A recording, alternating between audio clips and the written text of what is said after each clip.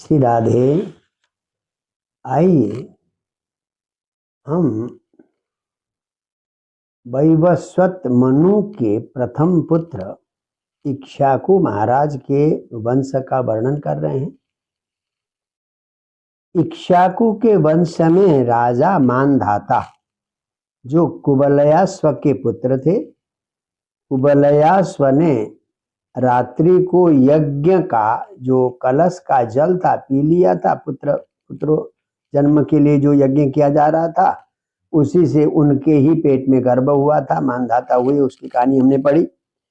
अब मानधाता के पुत्र पुरुकुत्स, जो ज्येष्ठ पुत्र थे पुरुकुत्स का विवाह नाग कन्या नर्मदा से हुई और नर्मदा अपने पति को नागलोक में ले गई।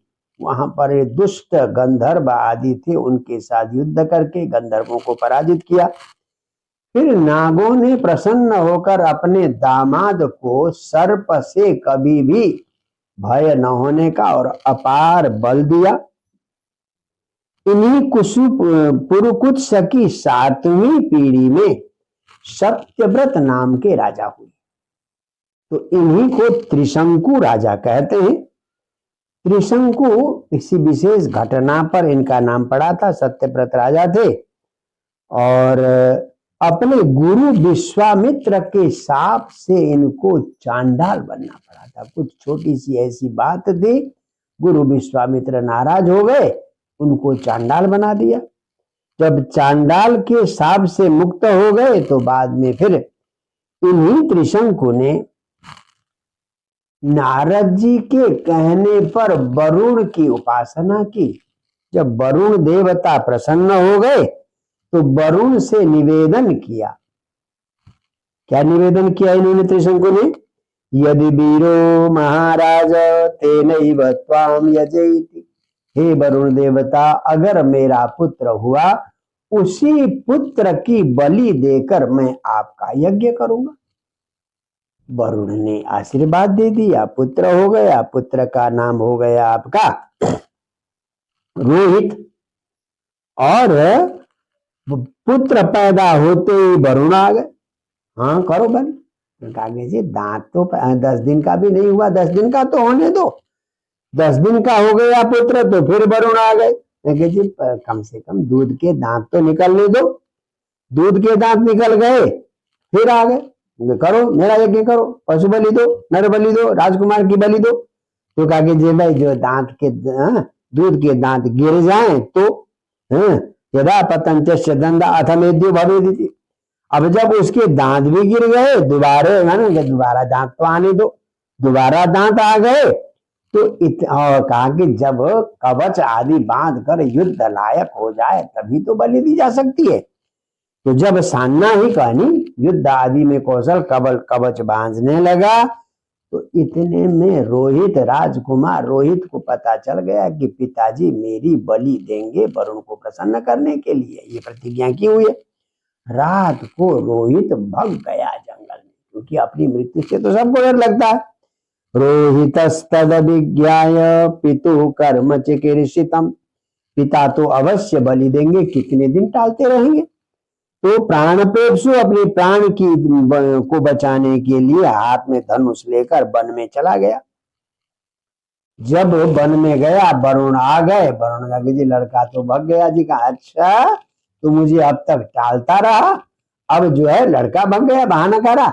तो उनको रोगग्रस्त कर, एक जलोदर रोग होता है जो पेट में पानी भर जाता है, बड़ी समस्या होती है। तो जलोदर रोग हो गया किसको? राजा इनको क्या नाम है त्रिशंकु को, सत्यव्रत को जलोदर रोग हो गया। उधर पुत्र को पता चला कि मेरी वजह से पिता को जलोदर रोग हो गया। तो वापस आना चाहता था, परंतु इंद्र कभी ब्राह्मण बन के, कभी कुछ बन के, कभी कुछ बन के, अभी कुछ दिन रुक जाओ, वहां तुम्हारा बलि हो जा। समझाते थे, करते करते करते करते 5 वर्ष तक रोका। जब सुना कि पिताजी की तो मृत्यु होने वाली है, जलोदर रोग से ग्रस्त है, तो 6ठे वर्ष एक अजीगर्त नाम के ब्राह्मण के यहाँ से एक पुत्र ले लिया। बड़ी कहानी है। अजीगर्त बड़े गरीब ब्राह्मण थे, उनके 3 पुत्र थे और सौदा हुआ कि भाई इतने पैसा मैं दूंगा, एक राजकुमार एक अपना पुत्र दे दो बलि के लिए। उन्होंने कहा ठीक है। तो बलि के लिए सौदा हो गया, पैसा दे दिया। अब बाली आई कि तीनों में से किस पुत्र को बेचा है। तो उन्होंने कहा बताइए किसको ले जाऊं, आप 3 में से किसको। तो वहां एक बड़ी श्लोक है, हंसी के लिए आपको मैं सुनाता हूं। पिता पुत्रमभिक्रेयम माता चाह कनीयसम। पिता ने कहा बड़ा लड़का तो नहीं बेचूंगा, माँ ने कहा छोटे लड़के को नहीं बेचूंगी। तीनों लड़के वहीं पर थे। पिता ने कहा बड़े को नहीं बेचूंगा, माँ ने कहा छोटे को नहीं बेचूंगी, तो बचा कौन? बीच वाला। तो बीच वाला स्वयं बोला कि पिता पुत्रम अभिक्रेयम माता चाह कनीयसम विक्रेयम मध्यम मन्ये। हे राजकुमार, मैं समझ गया हूं कि मुझे ही बेचना है, तो मैं मध्यम हूं, मुझे तुम ले जाओ। तो इस प्रकार से तो अजीगर्त का पुत्र जो है खरीद कर ले गया। नाम था उनका सुनसेन, जो मध्यम पुत्र थे अजीगर्त ऋषि के, ले आए और वहां जाकर यज्ञ होने लगा। यज्ञ होने लगा। अब क्योंकि बलि देनी है किसको? वरुण को। अजीगर्त के पुत्र रोहित की जगह अजीगर्त के पुत्र सुनसेन की बलि देनी है। तो उस यज्ञ में ब्रह्मा विश्वामित्र भवत तस्मिन होता, विश्वामित्र होता हो गए, अध्वर्यु भी हो गए, अध्वर्यु हो गए, और जमदग्नि ब्रह्मा हो गए, वशिष्ठ जो है सामग हो गए। तो ऐसे बड़े बड़े ऋषि आए। तो यहाँ पर ऐसा मंत्र विश्वामित्र ने सुनसेन को दिया कि वो मंत्र के जप से ही वरुण प्रसन्न हो गए। बिना बलि के ही वरुण ने प्रसन्न होकर उस राजा क्या नाम त्रिशंकु को रोग मुक्त कर दिया। तो इस प्रकार से जो है तो जब वो रोग मुक्त हो गए हरिश्चंद्र, तो फिर उसके बाद जो है सारा हो गया। अब वहां बड़ी लंबी कहानी है, बाद में आपको सुनाऊंगा कि इस सुनसेन पर किसका अधिकार है। ये चर्चा बाद में चंद्र वंश के वर्णन में लंबे हिसाब से आएगी, वो आपको मैं सुनाऊंगा। तो इस प्रकार से ये घटना घटी। तो इन्हीं ने क्या नाम त्रिशंकु ने ऐसा यज्ञ कराया। पहले तो भगवान वशिष्ठ से कहा कि मुझे तो इंद्र ने वर्ण किया है, मैं नहीं करूंगा। तो विश्वामित्र से कहा, तो सदैव स्वर्ग जाने के लिए यज्ञ कराया। जब सदैव स्वर्ग भेज दिया अपने मंत्र शक्ति से ऊपर, इंद्र के सेवकों ने कहा देखो कोई मनुष्य बिना मरे ही स्वर्ग आ रहा है। अच्छा, उन्होंने जो है नीचे घेर दिया अपने दिव्य शक्ति से। इधर विश्वामित्र के शिष्यों ने कहा गुरुजी देखिए आपका भेजा हुआ राजा त्रिशंकु तो स्वर्ग से औंधे मुंह नीचे गिरा। अच्छा, वहीं रुक जाओ। तो वहीं बीच में रोक दिया। तो त्रिशंकु कहते न धोबी का कुत्ता, न घर का, न घाट का, न बेचारा राजा स्वर्ग जा पाया, न जमीन में गिर पाया। जमीन वो आकाश में अंतरिक्ष में ही अभी तक भी तर रहा है। तो इसलिए त्रिशंकु का अर्थ होता न इधर का न उधर का। तो इस प्रकार से ये कहानी है। अब वही जो रोहित का पुत्र यानी हरिश्चंद्र के पुत्र रोहित हैं, वो तो बच गए, सुनसेन भी बच गए। रोहित के पुत्र के 5वीं पीढ़ी में एक राजा हुए। राजा का नाम था बाहुक। कई सारी रानियां थी पर एक भी पुत्र नहीं हुआ। बड़ा उदास होकर वन में गए और वहां जाकर उनकी मृत्यु हो गई।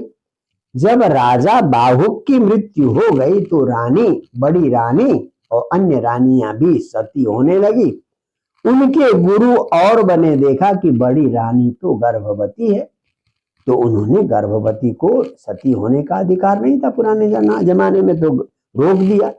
रोक दिया तो सती कोई भी नहीं गई।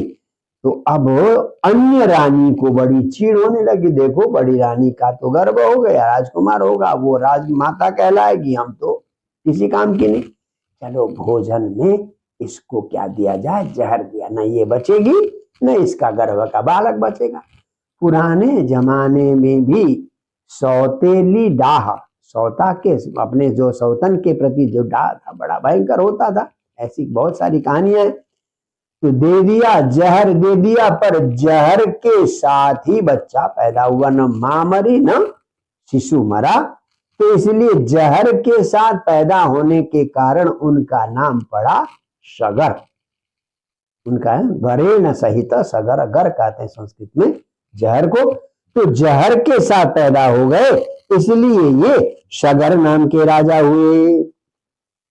अच्छा साहब, इन्हीं सगर राजा की कई सारी रानियां थी, तो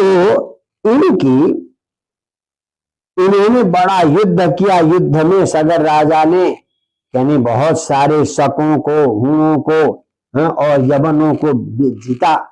किसी को अर्धमुंड किया, किसी की मूछें रहने दी और दाढ़ी काट दी, किसी का मुंडन कर दिया, ऐसे किया। तो इस प्रकार से छोड़ दिया। उन्होंने सगर ने अश्वमेध यज्ञ किया। जब अश्वमेध यज्ञ का अंतिम 100वां अश्वमेध यज्ञ जो करता है वो स्वर्ग का देवराज इंद्र हो जाता है। जो 100वां अश्वमेध यज्ञ चल रहा था, तो उनके द्वारा बिछोड़ा हुआ जो अश्व घोड़ा है, तो उस घोड़े को इंद्र ने चुरा लिया। इंद्र को डर होता है कि किसी ने अगर 100 अश्वमेध यज्ञ कर लिए तो मेरी गद्दी छिन जाए।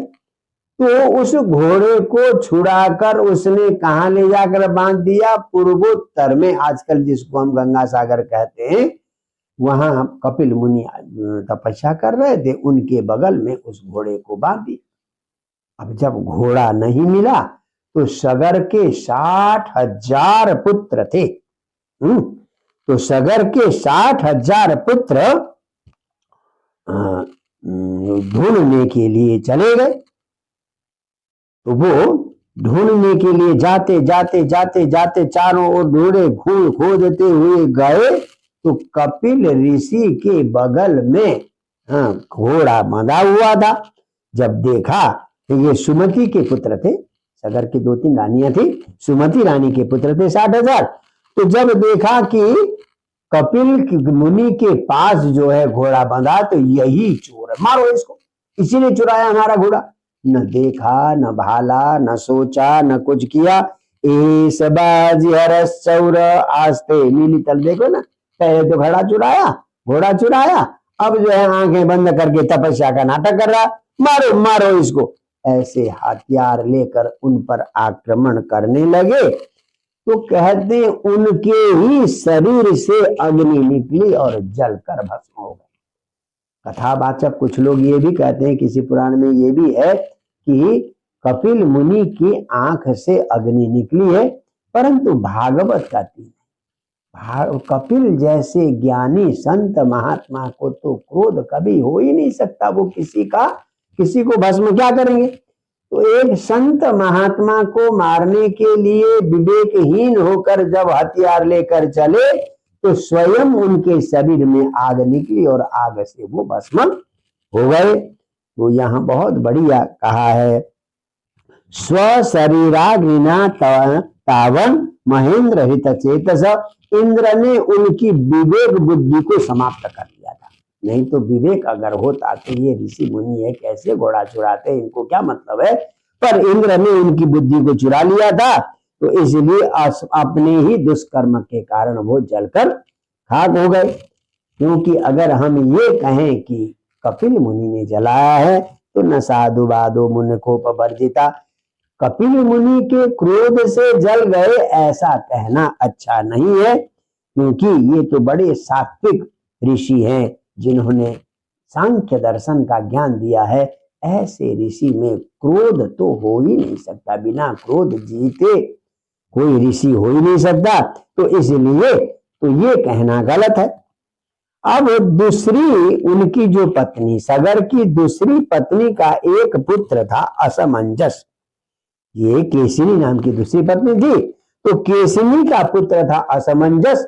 वो पूर्व जन्म के योग भ्रष्ट थे, तो वो क्या विचित्र नाटक करते थे। उस अयोध्या में घूमते हुए खेलते हुए बालकों को पकड़ते और सरयू नदी में डाल देते, मार देते। कई सारे बच्चों को ऐसे मारा, तो शिकायत पहुंच गई राजा सगर के पास, कोई उपाय नहीं। तो फिर उन्होंने अपने बेटे को देश निकाला दे दिया। ऐसा दुष्ट पुत्र रखने से तो अच्छा नहीं है। तो इस को जीवित कर दिया। बहुत बड़े योगी थे, योग विद्या से उन्होंने लुप्त किया था, चले गए। तो क्योंकि उनको तो वैराग्य होना था, जब तक विरक्ति नहीं आती तब तक काम नहीं चलता। तो इस प्रकार से फिर से बच्चे आ गए, तो अयोध्या वासियों को बड़ा कष्ट हुआ कि देखो हमारे कारण राजकुमार को निकाला गया। तो इस प्रकार से अब अंशुमान जो थे, इनके असमंजस के पुत्र अंशुमान थे, तो अंशुमान गए, जाकर कपिल मुनि के पास ढूंढते हुए गए, कपिल मुनि की स्तुति की। तो कपिल मुनि ने कहा देखो ये तुम्हारे पूर्वज इस प्रकार से जल के तुम्हारे चाचा ये जो है वो हो गए हैं। अब जब तक गंगा जल नहीं आएगी, गंगा जल के स्पर्श से ही इनका उद्धार होगा।